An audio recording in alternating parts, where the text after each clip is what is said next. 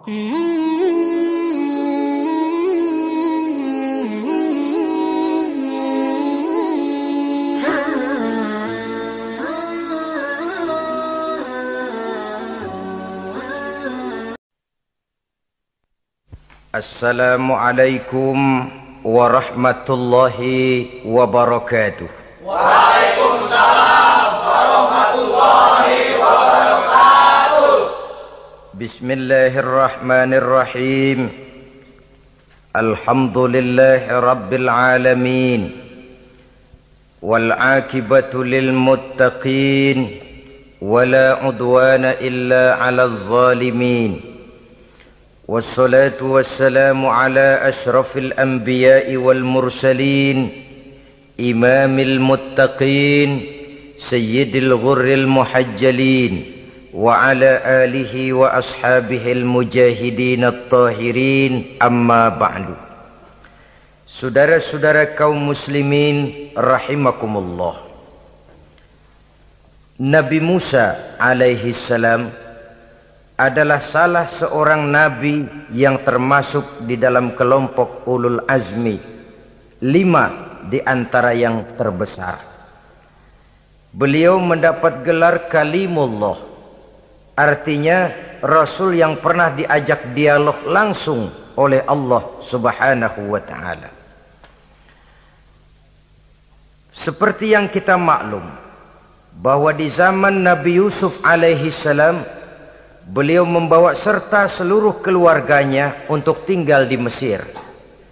Maka berkembang biaklah keturunan Bani Israel di tanah Mesir.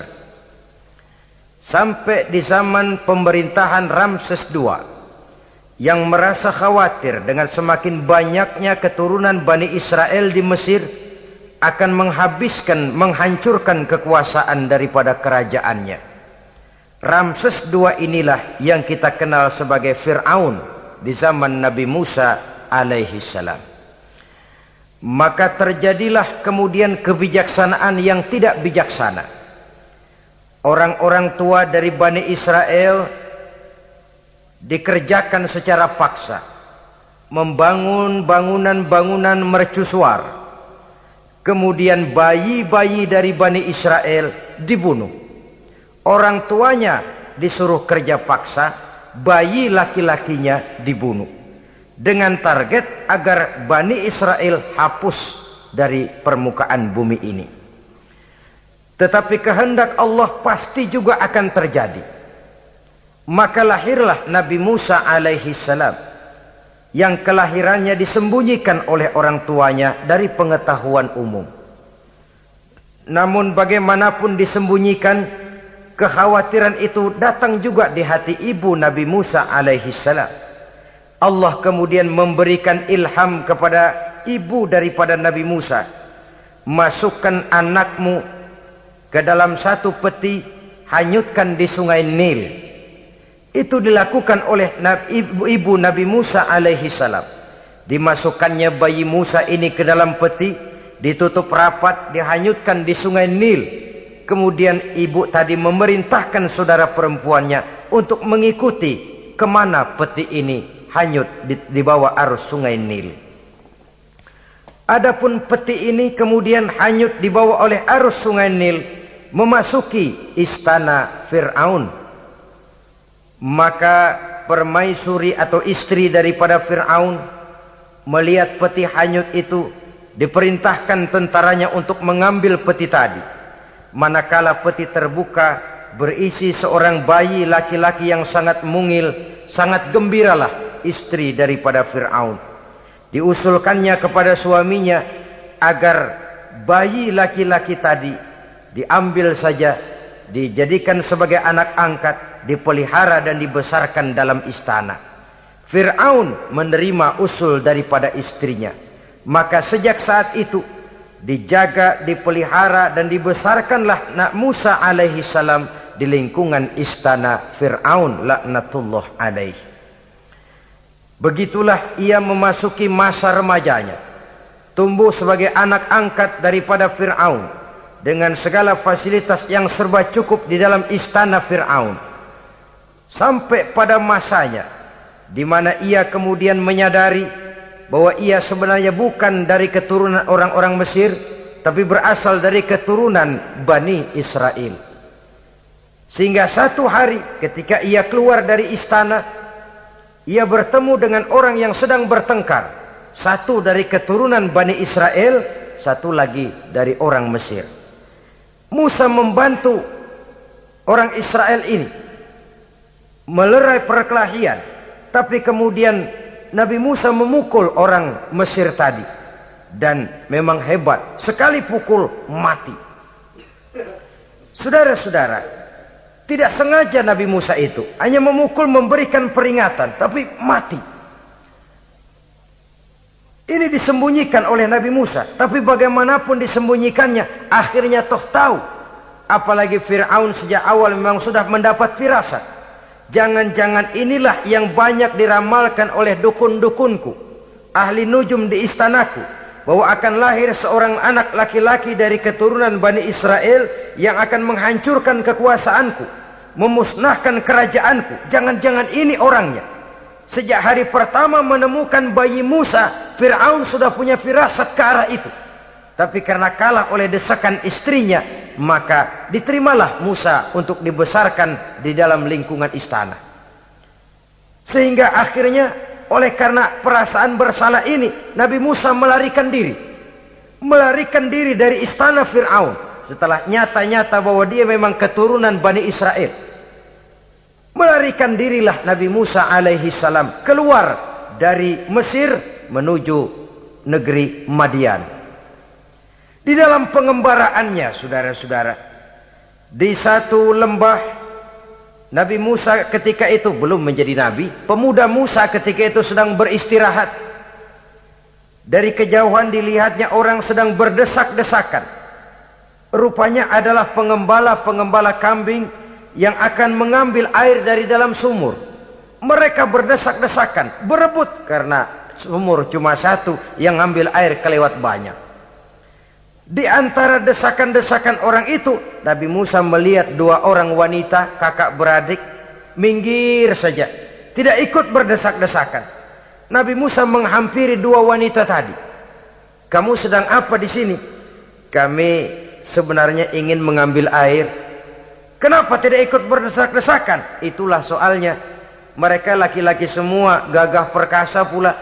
Kalau kami ikut berdesak-desakan, bagaimana jadinya kami? Biarlah kami mengalah menunggu sampai mereka selesai semuanya, baru kami akan mengambil air. Mengertilah Nabi Musa bahwa wanita kakak beradik ini demikian halus akhlaknya, gak mau berdesak-desakan sama orang laki. Budi pekertinya sedemikian luhur. Tungguin aja dah, ntar juga beres. Kalau semua udah kan pada minggir, kita gak pakai berdesak-desakan. Saudara hadirin, menyadari kodrat kewanitaannya, sehingga berdesak-desakan itu saja sudah dianggap bisa mengurangi citranya sebagai wanita. Biar dia ngalah aja, tungguin ntar juga rapi. Bukan malah ikut ngerangsek. Enak nih berdesakan sama orang laki nih, lumayan nih.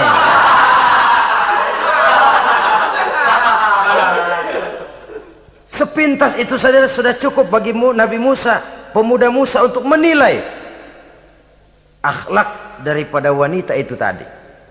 Oh, kalau kamu nunggu begini aja lama, kata Nabi Musa. Sudah, sini saya tolongin. Diambil embernya, Nabi Musa ikut berdesakan. Karena Nabi Musa memang kuat badannya, gak lama sudah dapat air. Sodorkan ke sana. Si wanita segera tahu bahwa pemuda ini begitu baik budi pekertinya, mau menolong orang yang dalam kesusahan. Akhirnya, bagaimana kalau kamu ikut saja ke rumah saya? Bapak saya sudah tua, senang hatinya kalau kamu ikut ke rumah, kenalan sama bapak saya. Ayolah, ayolah, berangkatlah. Dalam perjalanan, si wanita ini berjalan duluan, Nabi Musa di belakang. Kemudian Nabi Musa bilang, sebentar, saya duluan, kamu belakangan. Kenapa rupanya? Angin nakal bertiup menghembus pakaian si wanita, sehingga memberikan gambaran yang agak jelas tentang warna bentuk postur badan si wanita itu tadi. Sekarang Musa yang menunjukkan budi pekerti yang luhur. Gak mentang-mentang ditiup angin. Nah, mumpung nih.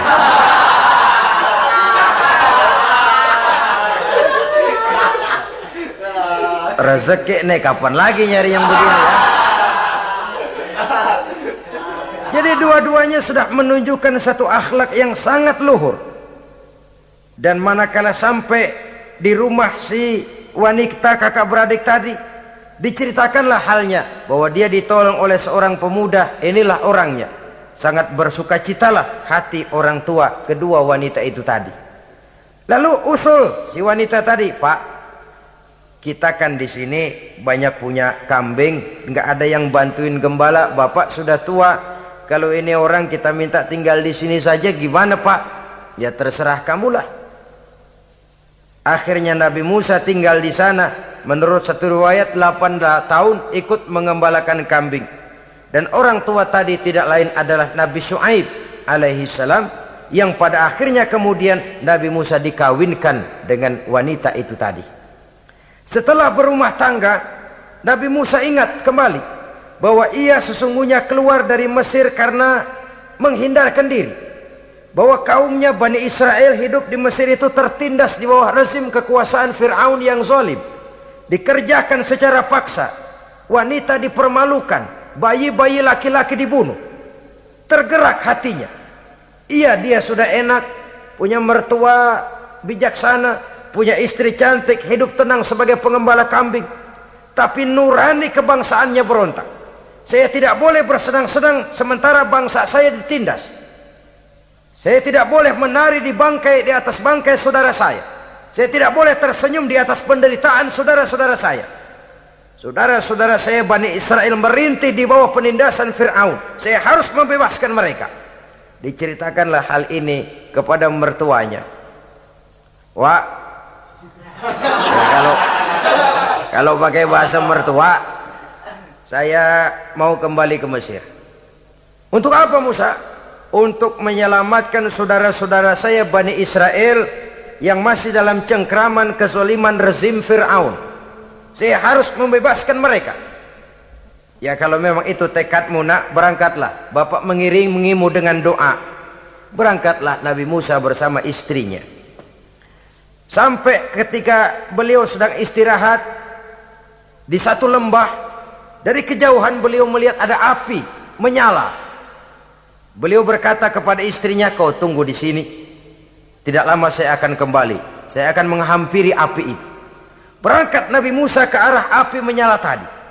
Makin didekati makin terang sinarnya. Sampai kemudian terdengar suara, ya Musa, inni ana rabbuka fakhla' na'laik. Innaka bil wadil muqaddasi tuwa wa ana ikhtartuka fastami' lima yuha. Wahai Musa, akulah Tuhanmu, bukalah terompahmu. Sesungguhnya engkau berada di satu lembah yang disucikan bernama lembah tua. Aku telah memilihmu Musa, dan sekarang dengarlah apa yang diwahyukan kepadamu. Pada saat itulah turun wahyu pertama, dan resmilah sudah Nabi Musa diangkat menjadi Rasul oleh Allah Subhanahu wa ta'ala di satu lembah di Bukit Tursina. Apa wahyu yang pertama turun? Bunyinya, innani anallah la ilaha illa ana fa'budni. Sesungguhnya aku inilah adalah benar-benar Tuhanmu, tidak ada Allah selain daripada aku, maka hendaklah engkau hanya beribadah menyembah kepadaku. Ini umum saudara. Semua Rasul yang diutus Allah, inilah ajaran prinsipnya. Anallah la ilaha illa ana. Akulah Allah Tuhanmu, tidak ada Tuhan lain selain Allah. Semua Rasul membawa ajaran ini. Oleh sebab itu, bukan hanya sekadar percaya kepada Tuhan saja yang penting. Sudahlah, pokoknya kan percaya kepada Tuhan. Iya, Tuhan yang mana?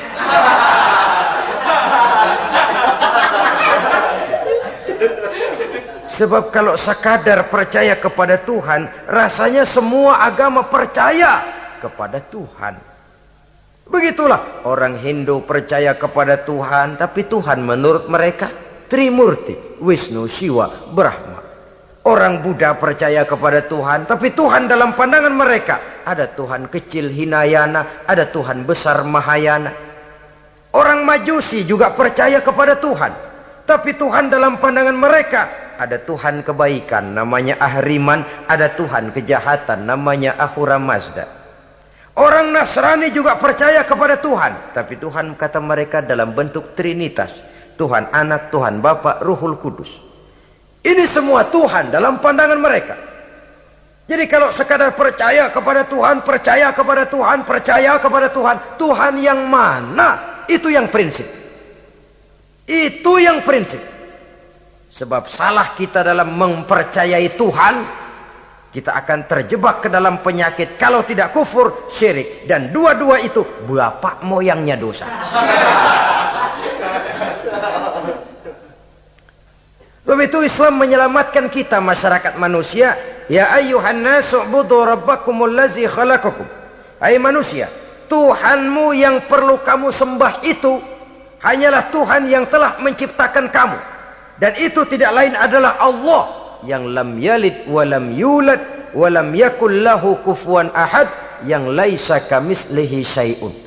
Ia tidak beranak, ia tidak diperanakkan, dan ia tidak bisa diserupakan dengan apapun. Dialah Allah itu.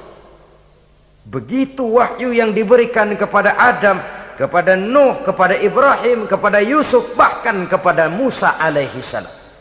Innani anallah la ilaha illa ana fa'budni. Akulah Allah Tuhanmu, tidak ada Tuhan lain selain daripada aku Allah, maka kepadakulah kamu hanya menyembah. Ini wahyu yang pertama turun, sudah berisi tauhid. Jadi hakikatnya agama Yahudi, saudara, adalah agama tauhid, agama monoteis, agama yang mengajarkan hanya ada satu Tuhan untuk seluruh alam, dan Tuhan itu adalah Allah subhanahu wa ta'ala. Sebab itu syahadat orang Yahudi bunyinya begini: Shema Yisrael Yahweh Elohenu Yahweh Echad. Ini syahadatnya orang Yahudi. Itu perbedaan bahasa Suryani Ibrani dengan bahasa Arab. Kita Isma itu bahasa Arab, dia Shema. Isma, Shema.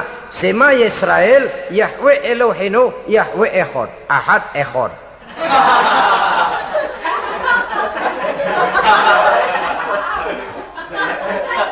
Maksudnya jelas, Shema Yisrael Yahweh Elohenu Yahweh Echad. Dengarlah hai Israel, Tuhan kita ialah Tuhan yang Esa. Yahweh kata mereka, Tuhan kita ialah Tuhan yang Esa. Esa tunggal, tidak beranak, tidak diperanakan. Kalau masih beranak, masih diperanakan, jangan Esa disebut, sebab dia masih berbilang. Dan maha suci Allah daripada sifat berbilang. Jadi asas dari seluruh misi yang dibawa oleh Rasul yang 25 itu sama, tauhid inti ajarannya.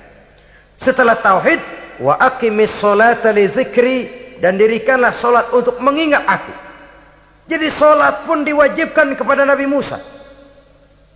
Cuma teknisnya yang berbeda. Bagaimana solat di zaman Nabi Musa, bagaimana solat di zaman Nabi Sulaiman, bagaimana solat di zaman Nabi Muhammad.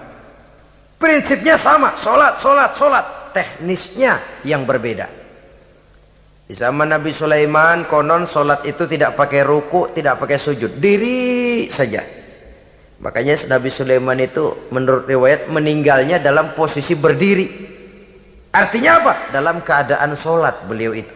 Bukan diri ngejedek kayak kita nungguin bus, bukan.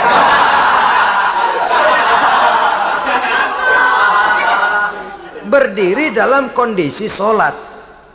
Tapi yang jelas solat itu setiap Nabi, hanya teknisnya saja yang berbeda. Jadi ini sudah akidah dan syariat. Akulah Allah Tuhanmu, tidak ada Tuhan lain selain aku. Ini kan akidah. Yang kedua, wa aqimis sholata li dzikri, syariat.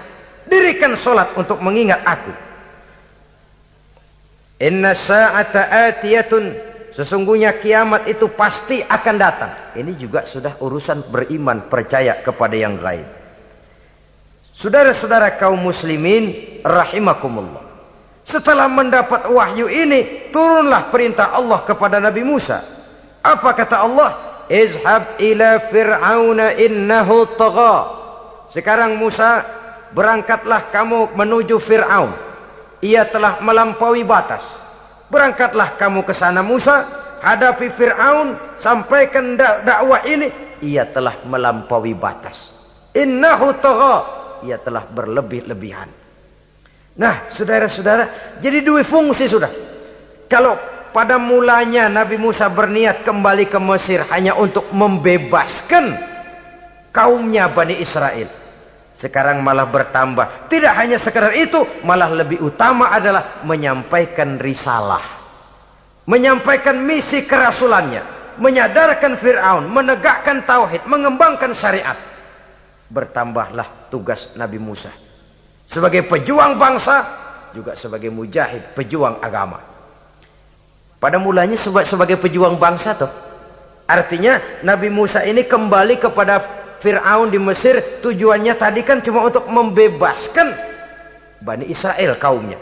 Ini pejuang bangsa. Tapi di tengah jalan ia mendapat wahyu. Berangkat kau kepada Fir'aun, innahu tagha, ia telah melampaui batas. Sadarkan dirinya. Canangkan tauhid, sampaikan syariat. Bertambahlah tugasnya. Lebih daripada sekedar pejuang bangsa, ia juga pejuang agama, pejuang tauhid. Dwi fungsi. Kadang-kadang ada pejuang agama tapi tidak pejuang bangsa. Kadang-kadang ada pejuang bangsa tapi tidak pejuang agama. Nah, saudara-saudara kaum muslimin rahimakumullah, idealnya ya kedua-duanya. Ya pejuang agama, ya pejuang bangsa juga. Mendapat tugas seperti ini, apa permohonan Nabi Musa alaihi salam? Beliau berkata, qala rabbi shrah li sadri wa yassir li amri wahlul 'uqdatam min lisani yafqahu qawli waj'al li waziran min ahli Haruna akhi usdud biha uzri. Ini permohonan Nabi Musa. Ketika dilantik menjadi Rasul, diberikan tugas, berangkat kau ke Mesir, sampaikan risalah ini kepada Fir'aun, karena ia telah melampaui batas. Apa permohonan Nabi Musa? Rabbi syrah li sadri, ya Allah, lapangkan hati saya. Wa yassir li amri, mudahkan urusan saya. Wahlul 'uqdatam min lisani, buka kebekuan lidah saya. Yafqahu qawli, sehingga mereka mengerti apa yang akan saya bicarakan. Ini kondisi dasar. Memulai satu perjuangan dengan persiapan dasar. Apa permohonan pertama? Isyrah li sadri, lapangkan jiwa saya. Menghadapi musuh dengan jiwa yang lapang itu penting. So, kalau kita menghadapi musuh dengan jiwa yang sempit, kita sudah kalah sebelum perang. Menghadapi musuh dengan jiwa yang lapang, artinya masih berharap kalau dia mau mengikuti ajaran ini. Jadi pada tahap pertama itu datang bukan sebagai orang yang mau membasmi, tapi sebagai orang yang mau menyelamatkan. Ini perlu jiwa yang lapang. Sebab dakwah Nabi Musa itu kan pertama menyadarkan Fir'aun dulu. Nanti akan kita lihat setelah disadarkan dengan kata-kata, tidak kena juga dengan bukti berupa mukjizat. Masih bandel juga. Musa mohon supaya dikirim bencana. Masih nggak mempan juga, habis dah urusan. Jadi ada tahapan-tahapan sesuai dengan kemungkinan Fir'aun bisa menerima. Sama juga bayi. Bayi itu kan kalau baru lahir ke dunia, brol, kasih susu emaknya dulu. Gedean dikit, bubur. Gedean lagi, nasi ulek dah. Udah gede betul, nasi. Udah gede banget, jengkol jijelin.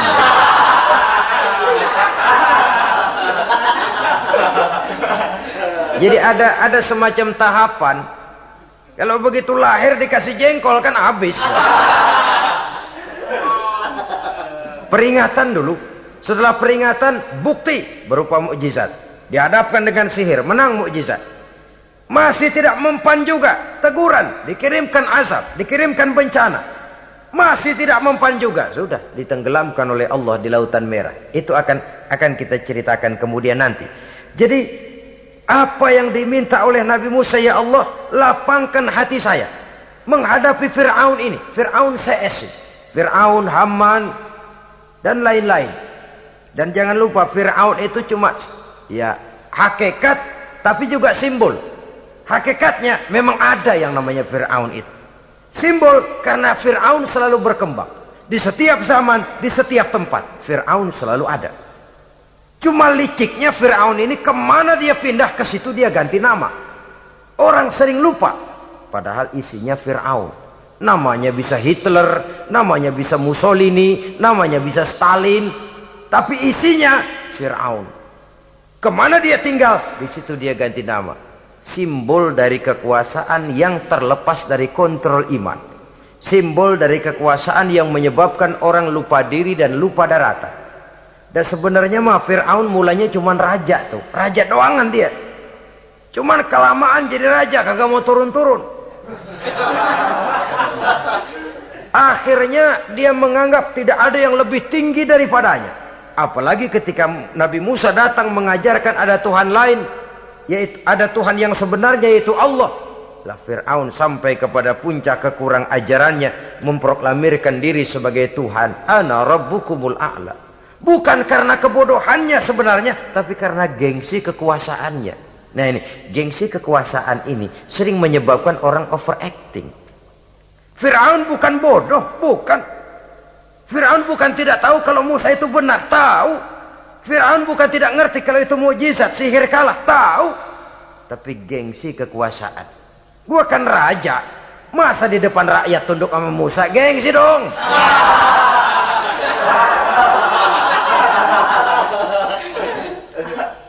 Cobalah lihat, gengsi kekuasaan sering membuat orang mau menginjak-injak kebenaran, mau membohongi hati nuraninya sendiri, mau membohongi kolbinya, hatinya. Padahal itu sudah, orang kalau sudah hatinya sendiri dibohongin, apalagi orang lain, sudah manusia paling kejam itu. Cuma karena gengsi kekuasaan saja.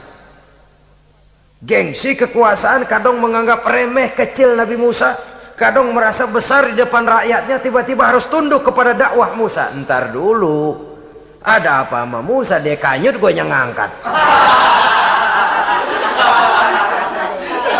Iya toh, peristiwa di Sungai Nil itu. Karena aku yang nyelamatin, aku yang besarkan dia di istanaku. Gengsi kekuasaan sering menyebabkan orang overacting. Bukan karena kebodohannya, dia tahu itu benar, tapi dia berat untuk mengikutinya. Kenapa? Gengsi kekuasaan. Inilah watak Fir'aun. Oleh sebab itu Nabi Musa minta, ya Allah, lapangkan hati saya menghadapi orang kayak Fir'aun ini. Wa yassirli amri, dan mudahkan urusan saya. Ini orang berjuang itu, saudara, setelah segala taktik dan strategi dibicarakan, segala persiapan fisik disiapkan, jangan lupa wa yassirli amri, ya Allah, mudahkan urusan saya. Sebab sepanjang yang bisa kita lakukan hanyalah berusaha dan berusaha.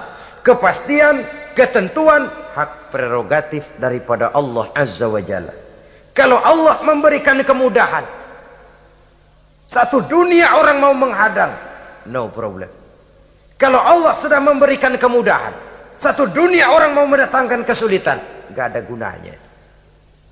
Wa yassirli amri, mudahkan kiranya urusan saya ini, ya Allah. Karena sudah terbayang oleh Musa. Pertama, faktor psikologis. Bagaimanapun Fir'aun itu kan bapak angkat sendiri. Ya orang kalau nasihatin orang lain barangkali nggak terlalu jadi beban moral. Tapi kalau sudah menasehati orang yang pernah mengasuh dan membesarkan dia, itu kan beban moral. Sulit posisi ini. Apalagi kekuasaan mutlak berada di tangannya, tentaranya gagah perkasa. Wa yassirli amri, mudahkanlah urusan saya, ya Allah. Lapangkan hati, mudahkan urusan. Saudara-saudara kaum muslimin rahimakumullah. Permohonan yang ketiga dari Nabi Musa, setelah minta dilapangkan hati dan dimudahkan urusan, wahlul 'uqdatam min lisani, bukalah kebekuan lidahku. Satu riwayat menjelaskan bahwa Nabi Musa memang agak gagap kalau bicara. Riwayat lain menjelaskan bahwa beliau agak sedikit cadel. Tapi yang jelas, minta agar dibukakan kebekuan lidah. Ini mengandung satu pelajaran, bahwa cara menyampaikan sesuatu akan sangat menentukan sesuatu itu sendiri. Sesuatu yang baik, kalau salah cara kita mengucapkannya, salah cara kita menyampaikannya, jadi tidak baik kesan orang. Ini soal ucapan.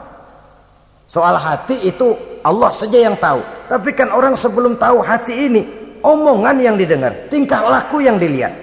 Maka ini yang diminta oleh Nabi Musa alaihissalam. Misi risalah ini berat. Menyampaikan pesan ilahi ini tidak ringan. Kalau salah saja ngomong, akan timbul kesalah pengertian. Oleh sebab itu, wahlul 'uqdatam min lisani, bukalah kebekuan lidah saya ini, supaya lancar bicara untuk menyampaikan yang hak, menghancurkan yang batil. Cara kita menyuguhkan sesuatu sangat menentukan sesuatu itu sendiri. Saudara datang ke rumah saya, yang saya suguhkan cuma segelas teh pahit dan singkong goreng, tapi kalau dengan kata-kata yang menyentuh, enak didengar telinga, nggak berasa tuh singkong goreng. Sebaliknya yang disuguhkan makanan mahal, mewah, lezat, caranya kasar, omongannya nggak enak didengar. Makan dah sikat abis ini, gue tahu lu lapar abis ini.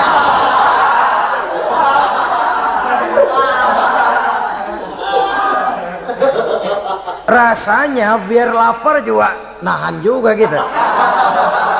Apa itu? Bukan makanannya yang tidak enak, bukan kita nggak doyan, bukan caranya itu loh, caranya. Nah, Islam ini agama yang baik. Kalau disampaikan dengan kata yang tidak baik, akan timbul, oh Islam kok gitu ya. Nah ini yang tidak diinginkan oleh Nabi Musa. Wahlul 'uqdatam min lisani. Kita begitulah dalam kehidupan ini, kadang mendengar satu ceramah bisa berurai air mata, bisa histeris, bisa gembira. Kenapa? Kepandaian orang menyampaikannya. Bicara dia 2-3 jam, rasanya baru 5 menit, baru sebentar kok, tahu-tahu sudah selesai. Ada yang udah setengah jam, baru seperempat jam ngomong, udah rasanya udah kayak 3 jam.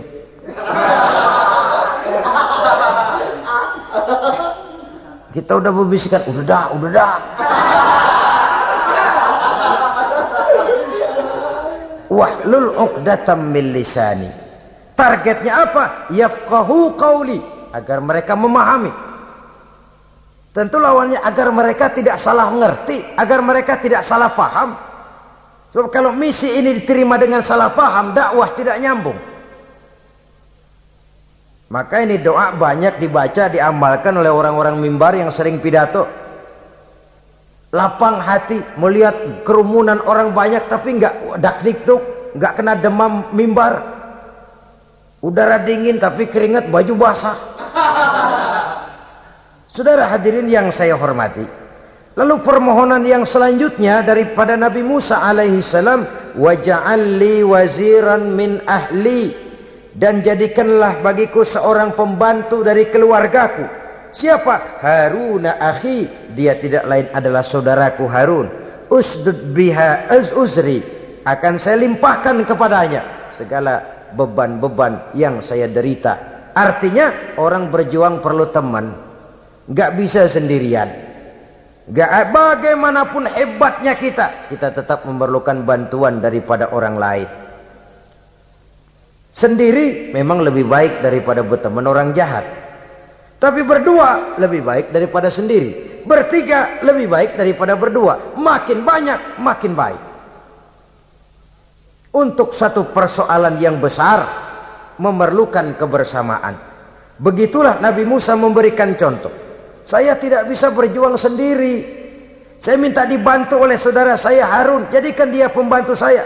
Tempat saya membagi suka dan duka dalam perjuangan ini. Tempat saya bercerita, tempat saya mengeluh, tempat saya melarikan persoalan. Sebab beban hati itu akan berkurang kalau kita ada tempat kita bercerita.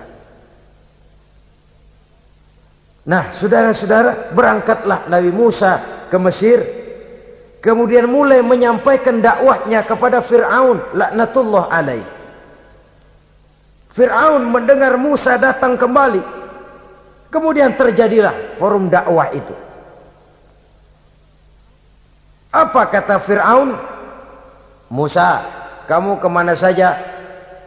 Saya pergi ke Madian. Apa yang kamu lakukan? Begini, begini, begitu. Kamu melarikan diri? Pada mulanya iya. Dan sekarang apa maksud kamu datang kembali ke Mesir? Semula saya ingin membebaskan kaum saya Bani Israel.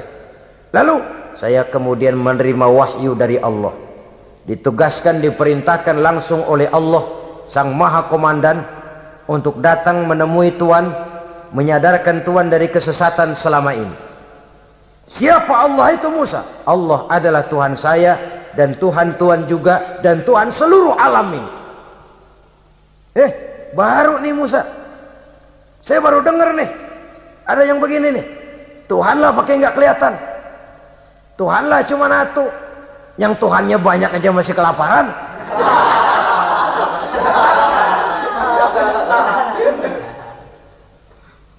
Di mana Tuhan? Tuhan saya bersemayam di aras, tempat yang sangat tinggi. Hei Haman, kata Fir'aun kepada perdana menterinya, bikin menara yang tinggi. Bikin rakyat kerja paksa lagi, bikin menara tinggi, naik Fir'aun ke atasnya, ngelepas panah dari atasnya.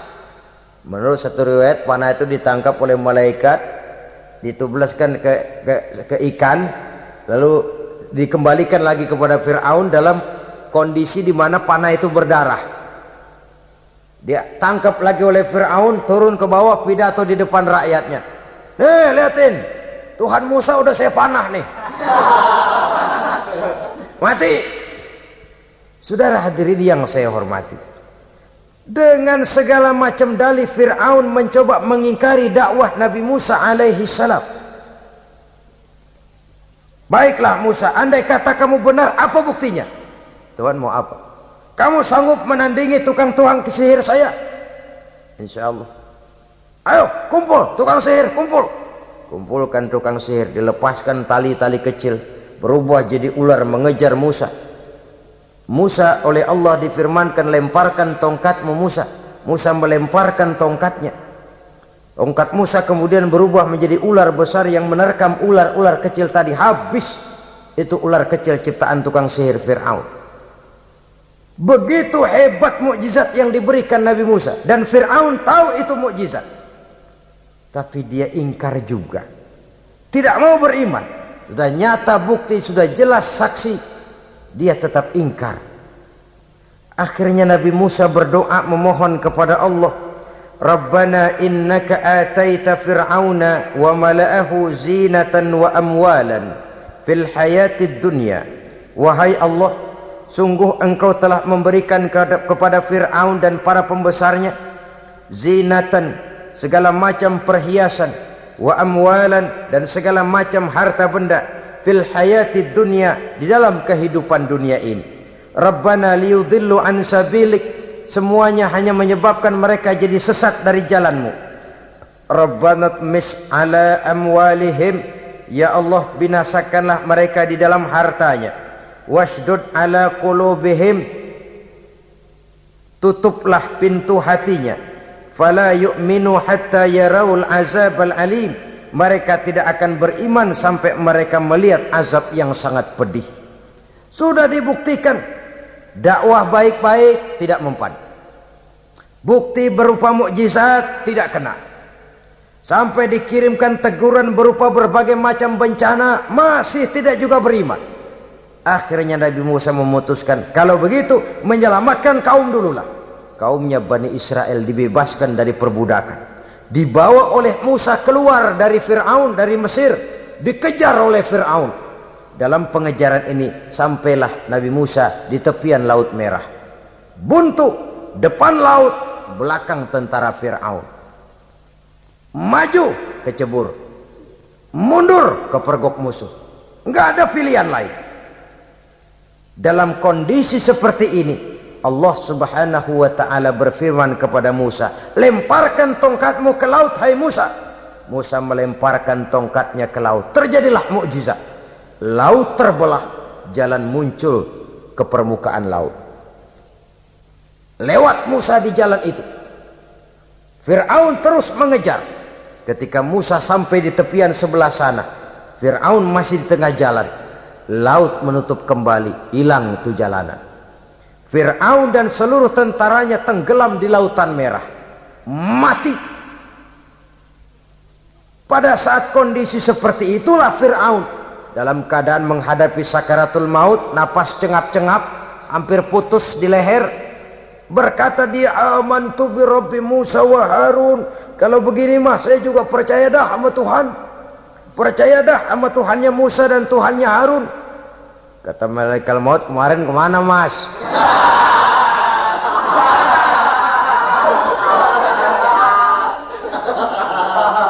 Sudah gini hari baru mau percaya, terlambat. Terlambat. Akhirnya Fir'aun mati. Mati tapi badannya utuh. Allah berjanji, wa kadzalika nunajjika bi badanika litakuna liman khalfaka ayah. Kami selamatkan badanmu Fir'aun agar menjadi pelajaran bagi orang-orang sesudah kamu nanti. Fir'aun mati tapi badannya selamat terdampar di tepi pantai oleh rakyat Mesir. Wah, ini raja kita nih, raja kita, ketemu hidup mati.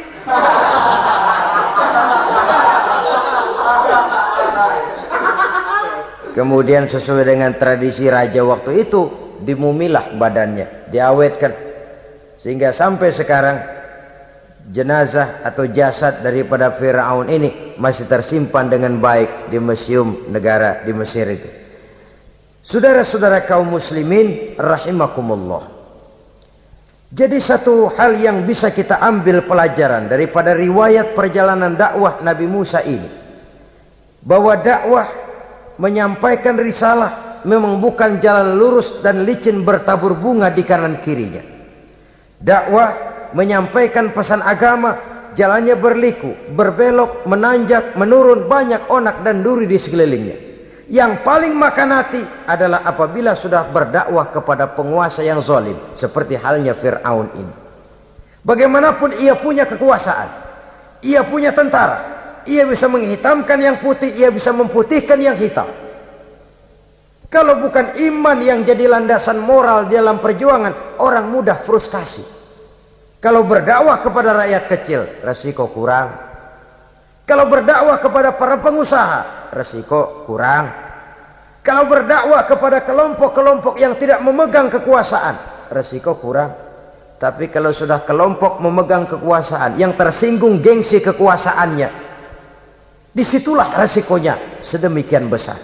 Ini yang dihadapi oleh Nabi Musa alaihi salam. Tapi yang dijalaninya dengan tabah, dengan tekun. Karena kebenaran memang bisa ditekan, tapi satu hal yang jelas, kebenaran sama sekali tidak akan bisa dikalahkan. Buat sementara dia bisa ditekan, tapi lambat atau cepat dia pasti akan muncul ke permukaan, dan kebenaran jugalah yang akan tampil sebagai pemenang. Sebenarnya kurang apa Fir'aun? Kekuasaan mutlak berada di tangannya. Seluruh menteri-menterinya adalah pendukungnya belaka. Rakyat dipaksa untuk takut dan taat kepadanya. Dia adalah kekuasaan tunggal di Mesir. Sementara kaum Bani Israel berada di bawah penjajahannya, penindasannya, kesewenang-wenangannya. Dan bahkan ketika Nabi Musa sudah menyampaikan dakwahnya, Fir'aun malah sempat mengungkap jasa. Musa, kamu kok sekarang bisa begitu? Enggak ingat ya dulu kamu hanyut di sungai Nil, istri saya kan yang angkat, saya yang besarkan di istana saya. Kok sekarang kamu bisa ngelawan saya sih? Ini biasa. Apa jawab Nabi Musa? Kenikmatan yang kau berikan kepada saya belum seberapa ketimbang penghinaanmu kepada kaum saya Bani Israel. Jangan kau menyangka Fir'aun, kalau saya kau bikin senang, saya lalu akan mau mengkhianati bangsa saya sendiri. Tidak. Sama sekali kesenangan yang kau berikan kepada saya tidak akan menutup mata saya dari kondisi yang dihadapi oleh kaum saya, oleh umat saya. mereka tersiksa, mereka menderita, mereka merana. Haruskah saya lupakan mereka cuma karena saya sudah tinggal di istanamu, engkau yang membesarkan? Padahal kau pun membesarkan saya bukan karena kemauanmu, desakan daripada istrimu. Jangan ngitung-ngitung jasa Fir'aun. Andai katamu jasamu ada kepada saya, belum seberapa ketimbang penghinaanmu kepada bangsa saya Bani Israel. Di situ Nabi Musa menunjukkan sifat nasionalisme yang sangat tinggi, rasa nasionalisme yang sangat mendalam. Kadang-kadang kan orang ya seperti di zaman penjajahan Belanda, karena diangkat jadi tuan tanah, bangsanya sendiri diinjak-injak. Karena diangkat jadi centeng dikit dah, kumis mbaplang dah, bukan main dah. Bangsanya sendiri diinjak-injak. Fir'aun mengingatkan ini. Kalau cara kita, lo gede di sini, makan di sini, segala macam di sini dah. Masa lupa kacang sama kulitnya? Kasarnya mah lu bisa begini nih Musa nih, gue yang rawatin lo. Saya yang menjagamu, mengangkatmu dari sungai Nil. Masa sekarang sudah gede begini kamu mau berhadapan dengan saya? Punya pikiran dong dikit kalau cara kita. Mikir dong, mikir. Dulu lagi kayu di Nil, siapa yang angkat? Musa tidak membantah. Betul itu Fir'aun, betul. Tapi apalah artinya semua itu ketimbang penghinaan yang engkau berikan kepada bangsa saya? Saya tidak mungkin menari-nari di atas bangkai umat saya. Saya tidak mungkin bersenang-senang di atas penderitaan kaum saya. Dan saya tidak mungkin senyum ceria di atas derita daripada kaum saya. Dengan tidak melupakan jasamu, saya tidak akan merubah pendirian saya. Saya ingin membebaskan penjajahan. Saya ingin membebaskan kaum saya Bani Israel dari belenggu penindasan. Kalau engkau sudah tidak mau mendengar dakwah yang saya sampaikan, tidak mau bertuhan Allah, tidak mau menyembah kepadanya, tetap dengan keangkuhan dan kesombonganmu sekarang ini, okelah, berjalanlah dengan keyakinanmu. Tapi saya harus membebaskan kaum saya Bani Israel. Saudara-saudara kaum muslimin rahimakumullah, itulah jalan dakwah, jalan menyampaikan risalah agama, risalah Islam. Sekali lagi, bukan jalan lurus bertabur bunga. Tapi agama memberikan ajaran, balighu anni walau ayat. Sampaikan dari aku walaupun cuma sekedar satu ayat saja. Tugas ini memang mulia tapi berat. Tugas ini memang terhormat tapi penuh resiko.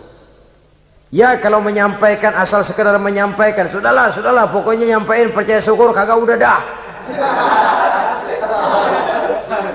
Bukan cuma sekadar itu, ada semacam tanggung jawab moral. Maka kondisi dasar yang dilakukan oleh Nabi Musa, permohonan yang tadi itu, ya Allah lapangkan hati saya. Jalan ini penuh onak dan duri, berliku, menanjak, menurun. Banyak halangan, tentangan, rintangan, dan fitnahan. Kemudian mudahkan urusan saya. Menentang kekuasaan Fir'aun bukan perkara ringan. Bukan urusan main-main. Menentang raja yang sedang berkuasa. Kekuasaannya mutlak, otoriter pula. Diktator murni Fir'aun itu. Mudahkan urusan saya menghadapi jalan ini ya Allah. Karena tidak mungkin menurut otak, mana bisa kata kebiasaan, impossible kata rasio. Kalau Allah mau memudahkan, semua jalan akan terbuka dengan mudah. Tapi kalau Allah yang mempersulit, bagaimanapun matangnya perhitungan strategi, taktik, rencana, program, planning, kalau Allah mempersulit, jalan itu akan jadi buntu jadinya. Oleh sebab itu maka persiapan zahir harus diimbangi dengan persiapan batin.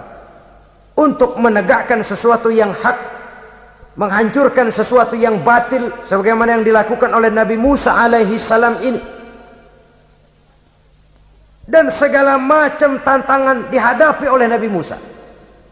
Kau menyampaikan risalah bahwa engkau Rasul? Ya. Kau punya bukti? Siap. Apa buktimu? Ini, tongkat dilempar jadi ular, tangannya dimasukkan ke saku baju, lalu dikeluarkan bersinar gemerlapan, lebih sinar dari lampu merkuri. Sampai Fir'aun silau dibuatnya berasa. Sudah Musa, sudah, masukkan tanganmu lagi, masukkan tanganmu lagi. Dia tahu, dia sadar itu bukan sihir, tapi lagi-lagi gengsi kekuasaannya. Sehingga pantas kalau Nabi pernah bersabda, afdalul jihad kalimatu haqqin inda imamin jair. Jihad yang paling besar adalah mengucapkan kebenaran di depan penguasa yang zalim. Menyampaikan kebenaran di hadapan penguasa yang zalim. Tapi kan berat, saudara, sulit, apalagi kalau belum apa-apa udah ngeri. Udah jangan dah.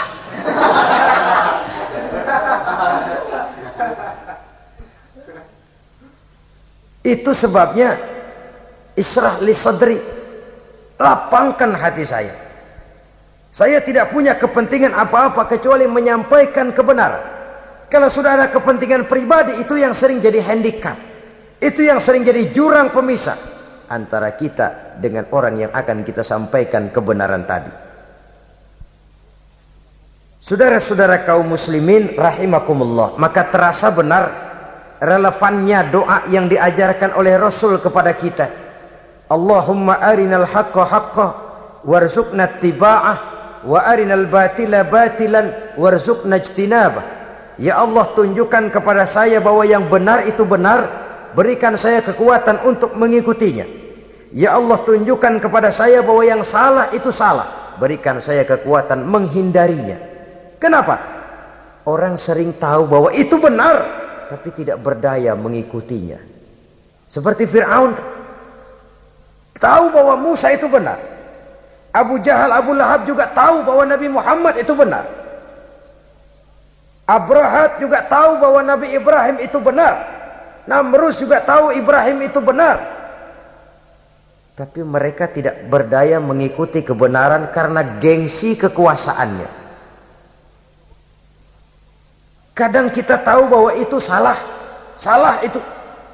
Tapi karena dilakukan oleh orang yang punya kekuasaan, kita lalu tidak berdaya menghindarinya, malah terjebak ikut-ikutan salah, lalu menghibur-hibur diri. Sudahlah, tak ada gading yang tak retak.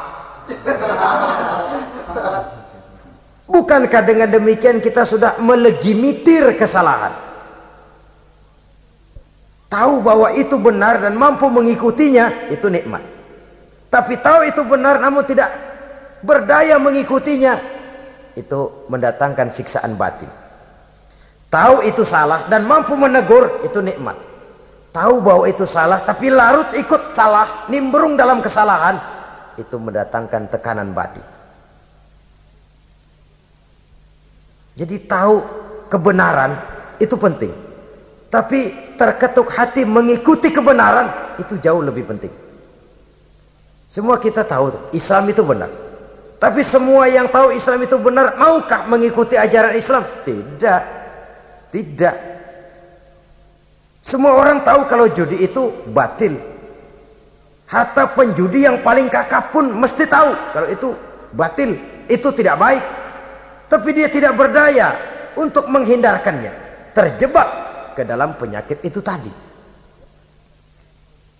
Oleh sebab itu, saudara-saudara kaum muslimin yang saya cintai, tidak ada satu ucapan yang lebih baik. Dalam istilah Quran itu Allah menjelaskan, wa man ahsanu qawlan mimman da'a ila Allah wa amila salihan wa qala innani minal muslimin. Ucapan siapakah yang lebih baik dalam hidup ini selain daripada mimman da'a ila Allah, selain daripada ucapan orang-orang yang menyeru ke jalan Allah, orang-orang yang menyadarkan kepada agama. Ini jalan Allah, mari ikuti. Itu jalan setan, mari tinggalkan. Wa amila salihan, tidak cukup sekedar berdakwah mengajak orang ke jalan Allah, dia juga beramal soleh. Dia bangun rumah sakit, dia bangun madrasah, dia bangun masjid, dia makmurkan majelis taklim, dia santuni yatim piatu. Wa qala innani minal muslimin, seraya berkata, saya termasuk orang yang berserah diri kepada Allah. Da'a ila Allah wa amila salihan wa qala innani minal muslimin. Menyerukan manusia ke jalan Allah, beramal soleh, dakwah bil hal kata orang sekarang. Kemudian mereka pada akhirnya berkata, kami adalah sekelompok orang-orang yang sudah berserah diri kepada Allah. Segalanya diserahkan kepada Allah. Lahirlah kedamaian rohani, ketegaran pribadi, ketentraman batin di dalam dia melaksanakan tugasnya. Kalau tidak, maka nanti ya tuh orang kan gua ajak baik-baik nyuruh sembahyang, apa gua dimusuhin. Dipikirin, kurus dah. Ampek gaya dah. Maka nanti soal orang mau beriman atau tidak itu bukan urusan kita. Tugas kita hanya sekedar penyampai. Tugas Rasul hanya sekedar penyampai. Kalau dakwah sudah disampaikan, metode sudah disusun, pendekatan sudah baik, tapi orang tidak mau beriman, Allahumma inni qad ballaghtu, ya Allah sudah saya sampaikan, ya Allah sudah saya peringatkan, ya Allah sudah saya sampaikan, ya Allah sudah saya tegur. Kalau toh tetap begitu juga, sudah saya sampaikan ya Allah. Di sana kelapangan lalu tumbuh. Jadi dengan kata lain, kita hanya berusaha, hidayah adalah di tangan Allah. Oleh sebab itu, kita ini termasuk yang bersyukur telah mendapat limpahan hidayah ini. Kalau kita lihat Fir'aun CS termasuk Haman, Perdana Menterinya, dan seluruh bala tentaranya, kurang apa? Mereka lihat mukjizat. Mereka saksikan kebesaran Allah. Di dunia juga mereka sudah dikirim bencana, teguran kepada mereka, entah tidak juga beriman. Dan strategi Nabi Musa mula-mula dialog, diajak ngomong, diajak bicara, diajak mikir, tukar pikiran. Allah itu begini-begini, oh tidak bisa, iya begini begitu. Masih tidak percaya juga, dibuktikan mukjizat, tongkat jadi ular, tangan bisa mengeluarkan sinar. Masih ingkar juga, keluar doanya nih, doa yang ada dalam surah Yunus ayat 88-89. Rabbanat mis'ala amwalihim, ya Allah cukup dah. Seruan sudah disampaikan, peringatan sudah diberikan, mukjizat sudah mereka lihat, tapi nggak juga mau beriman. Buresin aja harta bendanya dah. Habisin dah. Dikasih perhiasan kehidupan dunia. Innaka ataita fir'auna wa mala'ahu zinatan wa amwalan. Dikasih harta, kesenangan dunia, bikin sesat. Habisin aja dah. Wasdud ala qulubihim, hatinya empat dah. Udah dipatri, udah nggak mempan apa-apa. Sudahlah ya Allah. Wala yu'minu hatta yaraul azabal alim. Rasanya mereka memang nggak bakalan mau beriman kalau belum melihat azab yang sangat pedih. Dan memang setelah timbul tenggelam, napas mau sekarat, baru beriman. Terlambatlah sudah. Nah, saudara-saudara kaum muslimin rahimakumullah, bagaimana akhir daripada perjalanan Nabi Musa ini, insya Allah akan kita bicarakan pada pertemuan berikutnya. Terima kasih atas perhatian saudara. Mohon maaf atas segala kekurangan. Wassalamualaikum warahmatullahi wabarakatuh. Waalaikumsalam warahmatullahi wabarakatuh. Hmm.